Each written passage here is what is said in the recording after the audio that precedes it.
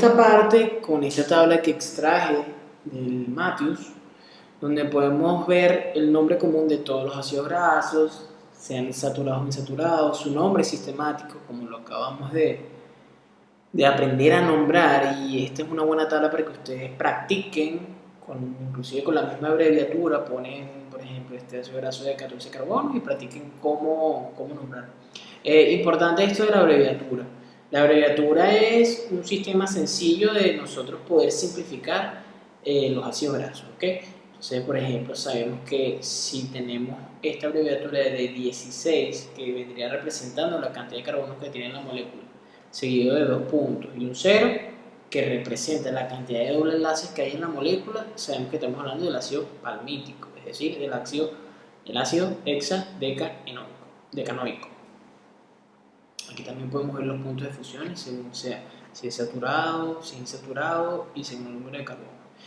Para efectos de la abreviatura y los ácidos grasos insaturados tenemos el número de carbonos del esqueleto hidrocarbonado seguido de 2 puntos con un número que vendrá representando el número de dobles enlaces, que en este caso es 1, entonces por consiguiente tiene un solo doble enlace, luego un delta y un 9, que en este caso sería en la posición donde se encuentra ese doble enlace. Entonces este ácido graso sería el ácido palmitoleico o el ácido cis-9-hexadecanoico, ¿ok? Un dato curioso, un dato importante es que, y vuelvo otra vez a lo del punto de fusión, que a medida que haya más insaturaciones o el ácido graso sea de cadena más corta, el punto de fusión es menor. Y esto nosotros podemos ser testigos de ellos con distintos productos alimenticios de origen lipídico, como por ejemplo el aceite de oliva o el aceite vegetal y la mantequilla. Como nosotros sabemos, la mantequilla tiene una textura seria, ¿no? Una textura pastosa, seria, a diferencia del aceite de oliva o el aceite vegetal, cuya su textura es líquida, aceitosa. Y eso es porque el aceite tiene mayor cantidad o es rico en ácidos grasos insaturados y poliinsaturados, a diferencia de la mantequilla que tiene mayor cantidad de ácidos grasos saturados. Entonces, dependiendo o en dependencia de la composición de ese compuesto lipídico, de que si tiene más o menos ácidos grasos saturados o insaturados, eso va a alterar su propiedad físico-química y por consiguiente su textura a la hora de nosotros poderlos percibir con nuestros 5 sentidos, ¿ok? Ahora vamos a hablar de un proceso sumamente importante que es la esterificación. La esterificación consiste en la unión de ácidos carboxílicos y un alcohol a través de un enlace covalente. En este caso, el alcohol vendría siendo el glicerol, el cual es un alcohol que se encuentra en gran abundancia en nuestro organismo y también en diversos alimentos y que participa en diversos procesos bioquímicos como intermediario. Ese glicerol tiene 3 grupos OH en los cuales se pueden unir a 3 sustituyentes distintos, que en este caso vendrían siendo los ácidos grasos. Y a medida que se una con uno va a formar el monoacilglicerol, a medida que se una con 2 va a formar el diacilglicerol y si se une con los 3 va a formar los triacilglicéridos o los triglicéridos famosos que nosotros conocemos de esos perfiles lipídicos que vemos que le realizan a familiares en incontables oportunidades.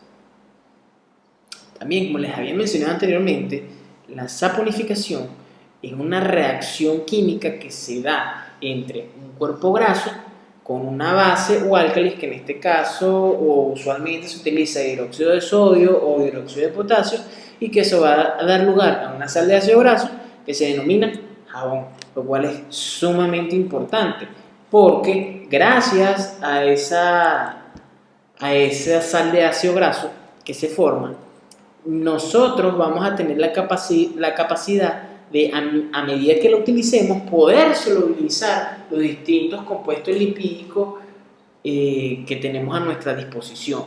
¿Por qué? Porque esto lo que va a hacer es que se forme un polo completamente polar, completamente con la capacidad de poder interactuar con el agua, ¿ok?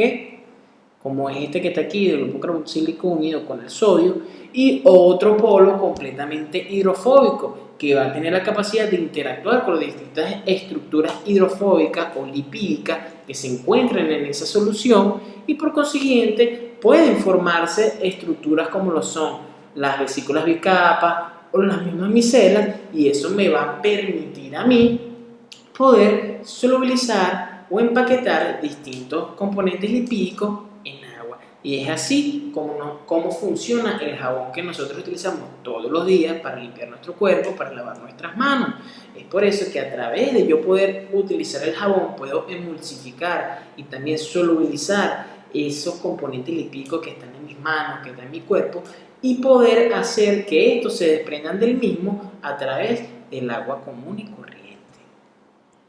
Y ahorita que estamos en este problema de la pandemia del coronavirus, el jabón también tiene un efecto lítico a través de la membrana lipídica que protege el material genético del coronavirus, ya que él lo que hace es escindir esa membrana lipídica formada principalmente por fosfolípidos, uniendo la parte lipídica a la región hidrofóbica y uniendo la parte hidrofílica a la región hidrofílica, y haciendo que las proteínas y otros fragmentos del virus sean arrastrados por el agua. Por eso es que es fundamental el uso de jabón para lavarse las manos, para prevenir el coronavirus. Algo bastante curioso que ocurre en nuestro día a día es la autooxidación de ácidos grasos insaturados. La autooxidación, como lo dice la palabra, de los ácidos grasos insaturados, se debe a la reacción que tienen los dobles enlaces de dichas moléculas con las moléculas de oxígeno que están en el aire ambiente, ¿ok? ¿Qué es lo que ocurre? Que un ácido graso insaturado, como por ejemplo este, que tiene aquí una insaturación y tiene otra insaturación aquí, reacciona con los átomos de oxígeno, y eso lo que va a hacer es que se escinda ese doble enlace y se formen compuestos cada vez más pequeños de aldehídos, los cuales son mucho más volátiles y pueden desprenderse hacia el aire ambiente, pueden distribuirse en el aire ambiente, ¿ok? ¿Cómo lo vemos nosotros esto en nuestro día a día? Bueno, cuando nosotros tenemos un alimento que es rico en lípidos, que es rico en grasas, y nosotros lo dejamos a la intemperie, desprotegido del oxígeno, este se va a colocar o a poner rancio, su sabor va a ser modificado y su olor va a ser ese olor característico de cuando la comida está rancia, ¿ok? Imagínense una mantequilla que por un descuido nosotros dejamos sin tapar en nuestra despensa o en nuestra mesa, y posteriormente, al cabo de unas horas o unos días, esta se pone rancia. Eso deriva, y ese olor y ese aspecto que adquiere la mantequilla o cualquier otro alimento, deriva de la autooxidación de los ácidos grasos. Ese olor que nosotros percibimos no son más que estos aldehídos que se forman por el efecto que tiene el oxígeno sobre los dobles enlaces de los ácidos grasos insaturados. Un dato importante es que vitaminas como la vitamina E evita la oxidación de los lípidos. Esto es importante porque, por ejemplo, otro dato curioso, el aceite de oliva refinado es un aceite que tiene mayor capacidad de colocarse rancio o ponerse rancio, porque en el proceso de su refinamiento se le extrae la vitamina E, a diferencia del aceite de oliva extra virgen o virgen, que es rico en vitamina E y por consiguiente se mantiene mucho más fresco y su enranciamiento es muchísimo más difícil. Bien, ahora vamos a hablar de los triacilgliceroles. Los triacilgliceroles son lípidos complejos formados por la unión de, en este caso, si estamos hablando de triacilglicéridos, 3 moléculas. Si estamos hablando de diglicéridos, 2 moléculas. Y si estamos hablando de monoglicéridos, una molécula de ácido graso con glicerol, ¿ok? Los triacilgliceroles son sumamente importantes para nuestro organismo, para distintos procesos bioquímicos, porque los átomos de carbono de estos están sumamente reducidos, están muy cargados de electrones, y es por ello que al oxidarse estos proporcionan mayor cantidad de energía que otros tipos de alimentos como son los carbohidratos y la proteína. De hecho, estos proporcionarían 9.4 kilocalorías por gramo de grasa, de energía. Estos son hidrofóbicos, evidentemente no hidratados, y eso permite que se puedan empaquetar a través de interacciones hidrofóbicas y fuerzas de Van der Waals de una mejor manera. Es por eso que estos se almacenan en gotículas de grasa en nuestro tejido adiposo que a veces queremos nosotros que no existiera, ¿no? Porque nos vemos gorditos, pero que son necesarios para que se dé la vida como tal y para que se lleve el proceso de producción de energía en momentos de necesidad de nuestro organismo a través de la beta-oxidación de los ácidos grasos. Estos son malos conductores del calor.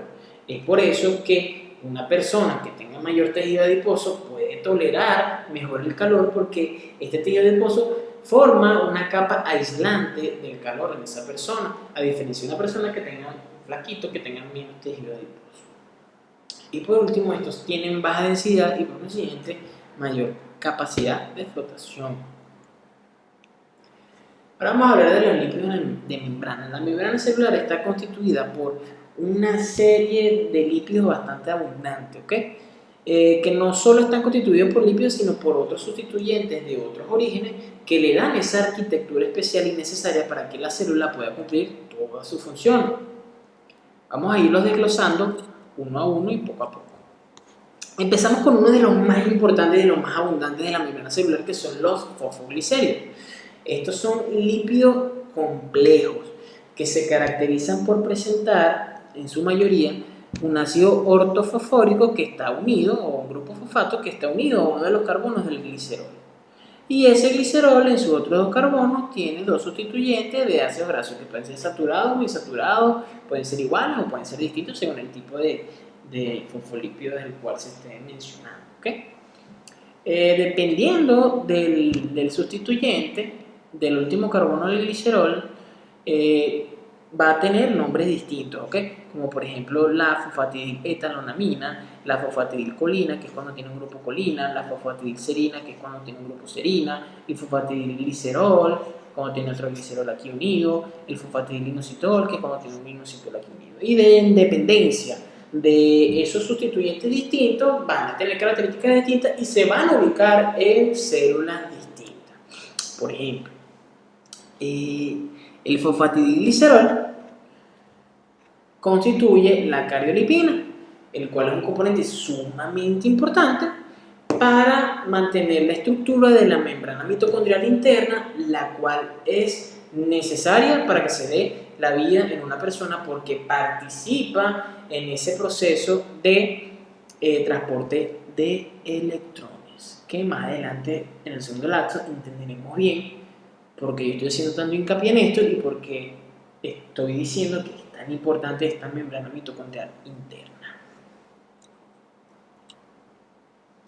También, en otro apartado, este tipo de compuesto es sumamente esencial para que se lleve a cabo una adecuada ventilación y por consiguiente una hematosis correcta, ya que el surfactante pulmonar, que es un agente tensoactivo, está constituido en un 80%, imagínense, por dipalmitoidfosfatidilcolina, que es un derivado de los fosfolípidos. En el alveolo de todas las personas tenemos un espacio alveolar, ¿ok? Y una pared alveolar. Y entre el espacio alveolar y la pared alveolar hay una fina capa de agua, la cual en su superficie, por la interfase agua-aire, forma una cohesión entre sus moléculas, y esa cohesión se traduce como tensión superficial. Esa tensión superficial que se forma entre la interfase aire-agua va a generar un aumento de presión en el alveolo que va a condicionar su colapso y no va a permitir que éste pueda ser ventilado de manera adecuada. Es allí donde la naturaleza es perfecta y creó células especializadas como lo son los neumocitos tipo 2, que van a producir este compuesto, el dipalmitoidfosfatidilcolina, para romper esa tensión superficial, interponiéndose entre las interacciones que se dan en la superficie del agua y por consiguiente disminuyendo la presión intraalveolar, evitando que este se colapse y que se pueda llevar a cabo el proceso de ventilación de manera adecuada. Es por eso que en bebés que nacen prematuros donde sus neumocitos no están lo suficientemente maduros y por consiguiente no tienen la capacidad de poder producir surfactante pulmonar, estos sufren de problemas asociados o problemas respiratorios o problemas de distrés respiratorio, y donde la punta de lanza de tratamiento consiste en la administración de surfactante pulmonar exógeno. Ahora vamos a hablar de los esfingolípidos. Los esfingolípidos están constituidos por la esfingosina, el cual es un aminoalcohol, el cual al unirse con un ácido graso va a formar, a través de un enlace amida, entre el grupo amino, va a formar la ceramida. Los esfingoglucolípidos resultan de la unión entre la ceramida, que vimos aquí, que es la unión entre la esfingosina y un ácido graso, y un conjunto de monosacáridos, donde los cerebrósidos es la unión de la esfingosina más un monosacárido, y los gangliósidos es la unión de la ceramida más un oligosacárido.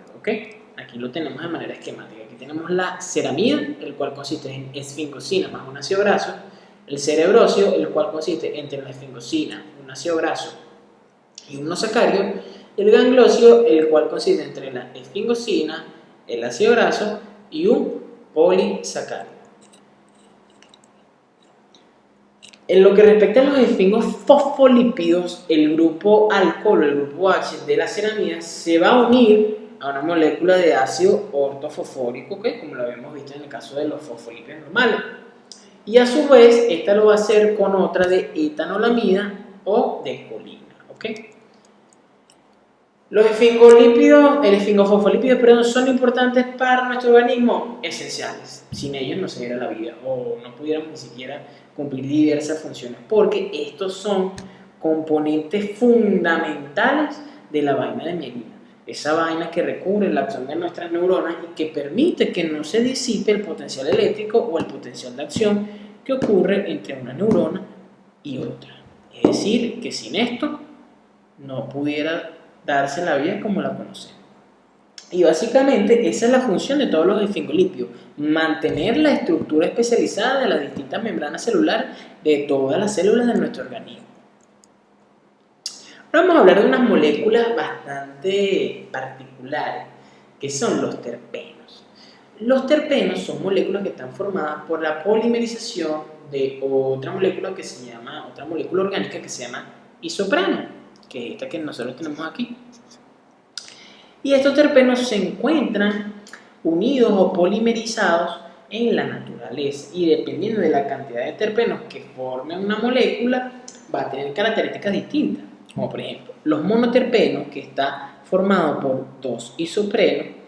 Nosotros lo podemos encontrar en distintos aceites esenciales de muchas plantas, las cuales le dan ese sabor y ese olor característico, como por ejemplo el mentol de la menta y el limoneno, o ese aroma a limón que tienen los limones propiamente dicho. Por ejemplo, el diterpeno, que está formado por 4 isoprenos, lo podemos ver en el fitol, el cual es importante porque es un precursor de la clorofila para las plantas, para que éstas puedan llevar a cabo su proceso de fotosíntesis. Por ejemplo, el tetraterpeno, que está formado por 8 moléculas de isopreno, lo podemos encontrar en xantófilas y los betacarotenos, que yo les había adelantado anteriormente que los betacarotenos eran los pigmentos anaranjados y los xantófilos son los pigmentos amarillentos de diversos alimentos como la zanahoria, como la lechosa, como la cachita, etc. Y cuando son miles de isoprenos, miles, nosotros lo podemos evidenciar en eso que extraemos de la planta Herbaea brasiliensis, que vendría siendo la goma o el caucho. Es decir, la goma y el caucho derivan de la unión de muchísimas moléculas de isopreno, es decir, de un politerpeno. Eso tiene aplicación clínica, todo tiene aplicación clínica, pero bastante curioso en el caso de los betacarotenos, porque una ingesta elevada de alimentos ricos en betacarotenos va a generar una coloración amarillenta de nuestra piel, que puede ser confundida con la ictericia que se genera por el aumento de la bilirrubina total en nuestro organismo por enfermedades como por ejemplo la hepatitis, la anemia hemolítica, entre otras. ¿Okay? ¿Cómo nosotros diferenciaríamos de una ictericia de una falsa ictericia? Básicamente a través de la conjuntiva. En el caso de la falsa ictericia, las conjuntivas, como por ejemplo la esclera de los ojos, están repletas, es decir, que no están amarillentas.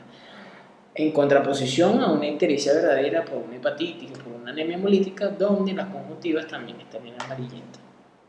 Eso y bueno, el examen de laboratorio de la bilirrubina total y fraccionada. Ahora vamos a hablar de los esteroides.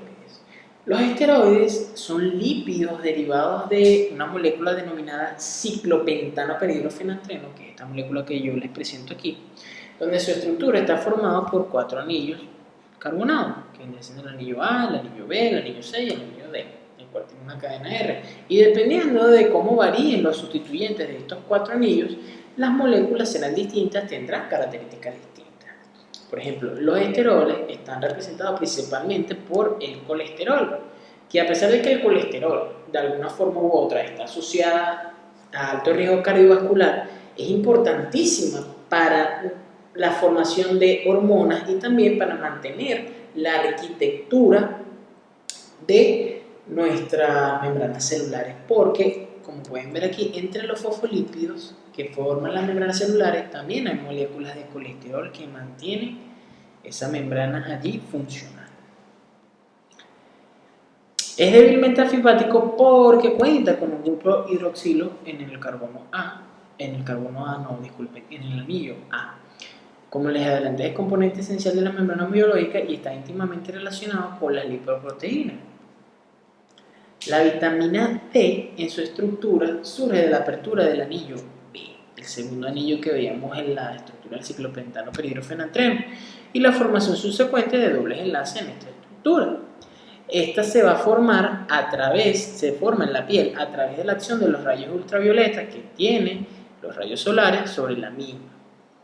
Y esta es sumamente importante porque interviene en primera línea en el metabolismo del calcio, ya que a través de la vitamina D y una serie de metabolizaciones a través del nivel hepático y renal es que nosotros vamos a poder reabsorber ese calcio filtrado a través de nuestra nefrona.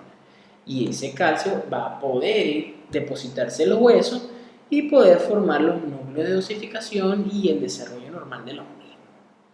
Una persona que tenga algún tipo de problema en la formación de la vitamina D o que en su crecimiento, en su desarrollo, no haya estado expuesto a la luz solar porque, por ejemplo, vivía en una cueva y nunca salió o vivió encerrado toda su vida donde no le dio el sol, se va a generar una enfermedad que se llama raquitismo, que es un déficit de vitamina D que se va a traducir en un mal desarrollo óseo y por consiguiente esto se denomina osteomalacia, mal desarrollo del óseo, donde vemos aquí que estas personas cuentan con huesos deformados y en su estructura vemos que cuentan con muchísimos poros por el déficit de calcio. Como el fenotipo de una persona con raquitismo, así personas de baja estatura con huesos largos bastante anormales en su arquitectura y en su anatomía.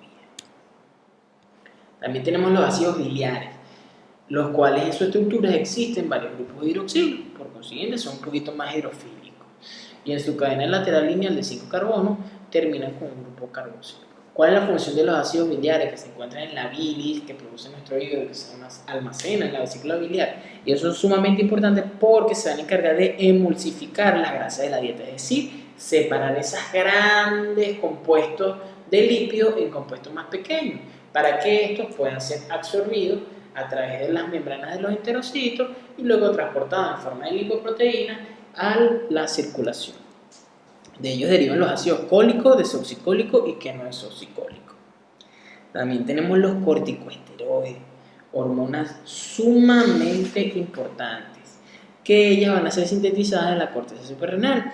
Entre ellas tenemos el cortisol, también denominado hormona del estrés, la cual tiene efectos importantes en procesos bioquímicos como la gluconeogénesis y también funciona como un inmunomodulador Por ello, el cortisol o la hidrocortisona es la punta de lanza principal en el tratamiento de cualquier enfermedad de origen inmunológico, como por ejemplo el lupus eritematoso sistémico, y también otras hormonas como la aldosterona, que participan en la reabsorción de sodio de agua a nivel del túbulo contorneado distal de la nefrona.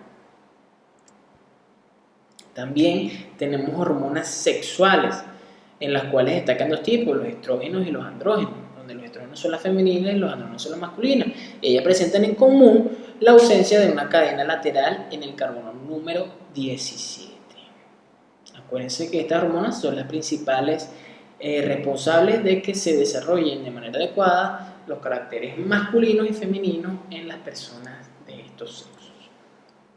Aquí tenemos de manera esquemática cómo es la estructura de estos componentes lipídicos que les acabo de mencionar.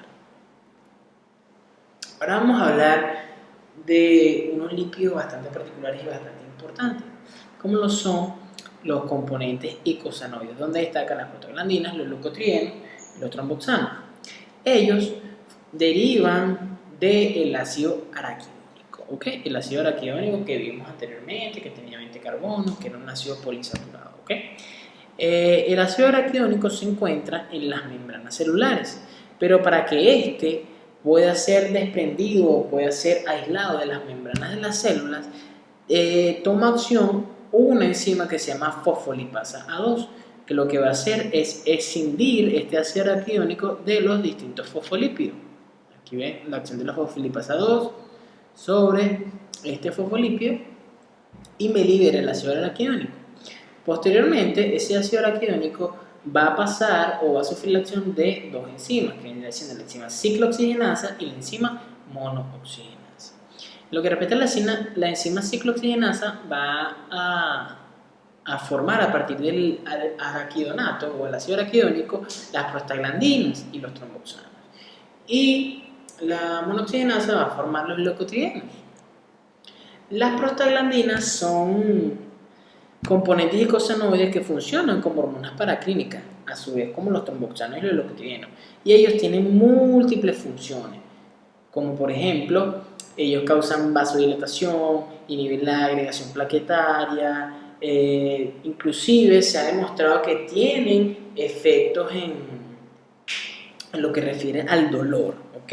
Un aumento de las prostaglandinas puede generar dolor. Y es por eso que los antiinflamatorios de origen no esteroideo, su mecanismo de acción o su farmacodinámica se basa en inhibir a esa enzima ciclooxigenasa y por consiguiente la formación de prostaglandina y también la formación de tromboxano, que están inmiscuidos también en los distintos procesos de inflamación. Disculpe que me venga un poquito aquí para atrás, pero era para mostrárselo de manera un poquito más esquemática. También tenemos los tromboxanos, el cual posee un anillo de 6 átomos de carbono. Y estos son producidos por las plaquetas, o sea, a partir del ácido araquidónico en las plaquetas. Y su función principal es actuar en la formación de coágulos sanguíneos y en la reducción del flujo sanguíneo a través de la vasoconstricción. Por último tenemos los leucotrienos, el cual contiene 3 dobles enlaces conjugados. Y entre su función se ha determinado que induce la contracción del músculo liso que recubre las vías aéreas del pulmón. Una producción desmesurada de leucotrienos va a generar enfermedades como lo son el asma bronquial, ¿okay? Que esa vasoconstricción, esa broncoconstricción, que ocurre a nivel de las vías aéreas por un síndrome inflamatorio sostenido, mantenido y una respuesta desmesurada del sistema inmunológico a distintos alérgenos y estímulos. Es por eso que muchas personas asmáticas toman medicinas que inhiben la producción de estos leucotrienos, como por ejemplo esta muy famosa, el montelukast. Aquí tenemos de manera esquemática cuáles son las funciones de las prostaglandinas, de los tromboxanos, de dónde derivan, la acción de los AINES. Y bueno, seguimos. Para finalizar vamos a hablar un poquitico de las membranas biológicas, ¿ok? Esa parte fundamental de la célula que básicamente mantiene la vida y mantiene el transporte celular de la mejor manera posible. Una de las características principales de las membranas biológicas es la simetría. ¿Qué quiere decir esto? De que no hay una cantidad equitativa de los distintos componentes lipídicos. hay mayor cantidad de fosfatidilietalonamina en un tipo de membrana biológica en particular, a diferencia de la menor cantidad de ácido fosfatídico o del fosfatidilinositol. La cantidad de los distintos componentes lipídicos va a variar y es bastante asimétrica. Y también está en dependencia entre si es la membrana interna o si es la membrana externa de la célula. También otra de las características más importantes es que tiene una baja tensión superficial, ya que en la superficie de la membrana celular las interacciones intramoleculares son fundamentalmente hidrofóbicas. Por consiguiente, las moléculas de agua no tienen la capacidad de unirse en esa superficie y por consiguiente formar esa cohesión que se traduce en una alta tensión superficial.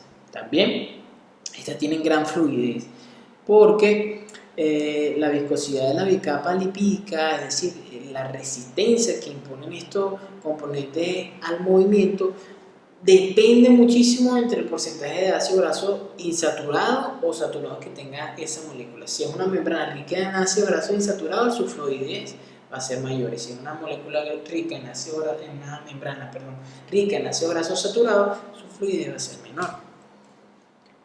También la permeabilidad selectiva de esta membrana, que se mantiene gracias a los diversos transportadores y cotransportadores que están entre esas uniones hidrofóbicas, entre esas uniones lipídicas que permiten el paso según las necesidades celulares de distintos componentes, moléculas y átomos, como por ejemplo el ATP, como por ejemplo el sodio, el potasio, entre otros. Por último, hablemos de las lipoproteínas. Las lipoproteínas son una serie de moléculas cuya función va a ser solubilizar y transportar los lípidos a través de los distintos componentes acuosos que forman nuestro organismo para poder ser metabolizados, almacenados y desechados de una manera óptima. La lipoproteína, como su nombre bien lo dice, tiene una porción lipídica, ¿ok? Y también una porción proteica, que vamos a llamarlo apolipoproteína, las cuales van a ser fundamentales porque cubren o cumplen funciones de señalización celular y le permiten a la célula identificar qué lipoproteína se le está presentando y qué va a hacer esta célula con ella. Por ejemplo, la apolipoproteína A1, cuyo origen es en el intestino e hígado, va a activar la LCAT y capta los lípidos, a diferencia de, por ejemplo, la apolipoproteína B100, la cual es originada en el hígado y es fundamental para el transporte de las lipoproteínas de baja densidad, la de densidad intermedia y la de baja densidad. Las lipoproteínas, y se las estoy nombrando de manera muy superficial porque realmente la profundidad de la misma la vamos a ver cuando veamos metabolismo de los componentes lipídicos, se clasifican según su densidad y su contenido lipídico en 5. Primeramente tenemos los kilomicrones, cuya densidad es la más baja de todas, sin embargo el tamaño es más grande. A menor densidad, el tamaño de la molécula va a ser más grande. Ella está constituida principalmente por triglicéridos y una pequeña cantidad de colesterol. Y las apoproteínas que tiene es la ApoA, la B45, la C y la E. Los kilomicrones son esas lipoproteínas que se encargan de transportar los componentes lipídicos que nosotros consumimos en la dieta hacia el sistema linfático primeramente y posteriormente hacia el torrente sanguíneo. Luego tenemos las lipoproteínas de muy baja densidad, very low, la cual la densidad es de 0.95 a 1,006. Está constituida también en mayor cantidad por triglicéridos, una pequeña cantidad de colesterol, y su apoproteínas son la ApoB100, la ApoC y la ApoE. También tenemos las lipoproteínas de densidad intermedia, las cuales tienen una densidad de 1,06 a 1,019, ya está constituido más o menos en partes iguales entre triglicéridos y colesteroles. Su APO es la ApoB100 y la ApoI. Luego tenemos la temida, muy temida LDL, la cual en realidad es sumamente importante para nuestro organismo.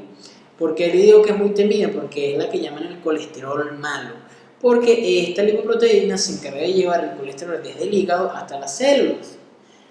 Y esto es fundamental que se dé, porque acuérdense que el colesterol es importante para la membrana celular, entonces las células lo necesitan para renovar su membrana celular. El problema ocurre cuando este LDL aumenta su concentración, aumenta su cantidad, a tal punto donde hay un depósito desmesurado y poco favorable de colesterol a nivel de las membranas celulares y se forman enfermedades como la aterosclerosis o la formación de placas de ateroma que están íntimamente relacionadas con la formación de trombos, síndrome coronario agudo, SB, etc. Su densidad es de 1,19 a 1,63, está constituido principalmente por colesterol y su APO es la APO de 100. Y por último, la lipoproteína de alta densidad, cuya densidad es de 1,63 a 2 y está constituido principalmente por colesterol, en menor cantidad que la LDL, pero principalmente por colesterol. Y su apolipoproteínas son la ApoA1 y la ApoC. Esta fue la bibliografía que yo consulté para prepararles esta clase. Espero que haya sido de su agrado, que la hayan encontrado provechosa. Y bueno, cualquier tipo de pregunta que tengan, se la pueden realizar a sus profesores de la cátedra. Más adelante les estaré enviando un material de preguntas y respuestas para que puedan evaluar qué tan bien preparados salieron de esta clase. Les mando un fuerte abrazo. Nunca dejen de estudiar, nunca dejen de aprender. Que aunque ahorita el panorama esté un poco oscuro, esté un poco tenue, siempre, siempre, siempre van a venir tiempos mejores. Si su sueño es ser médico, no descansen hasta cumplirlo, que no serán ni los primeros ni los últimos, que les tomó un poquitico más de tiempo en alcanzar.